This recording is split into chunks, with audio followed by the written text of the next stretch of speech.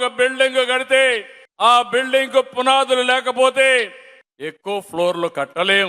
ఒకవేళ కట్టినా ఆ ఫ్లోర్లు కూలిపోతాయి. పిల్లల భవిష్యత్తు కూడా అంతే. ఫండమెంటల్స్ స్ట్రాంగ్ గా ఉంటే ఆటోమేటిక్ గా పై చదువు సుజావుగా జరుగుతుంది. మేము లోకేష్ విషయం కూడా చూసాం. చిన్నప్పుడు చూస్తే బాగా స్కూల్లో తిరిగేసేవాడు, ఆల్ రౌండ్ గా తిరుగుతా ఉండేవాడు. మేము నారాయణ గారిని పిలిపించి ఒకసారి టెస్ట్ చేయమన్నాం. టెస్ట్ చేస్తే ఫండమెంటల్స్ వీక్ గా ఉన్నాయి కాబట్టి ఏం చేయాలో మీరు ఆలోచించమంటే, నీకు అప్పచెప్తున్నా, నువ్వు కూర్చొని కోచింగ్ ఇమ్మంటే అప్పటి నుంచి కోచింగ్ ఇచ్చాడు. మాటలు చెప్పాలంటే ఓసారి ఇష్టం లేకపోయినా చిన్నప్పుడు మీరు మెప్పించి రుద్దితే వాళ్ళు బ్రహ్మాండంగా రాణిస్తారు. దానికి లోకేష్ ఒక ఉదాహరణ అని చెప్పి నేను మీకు తెలియజేస్తున్నా. 10th నుంచి ఇంటర్మీడియట్ లో 2 ఏళ్లు బాగా కష్టపడ్డాడు.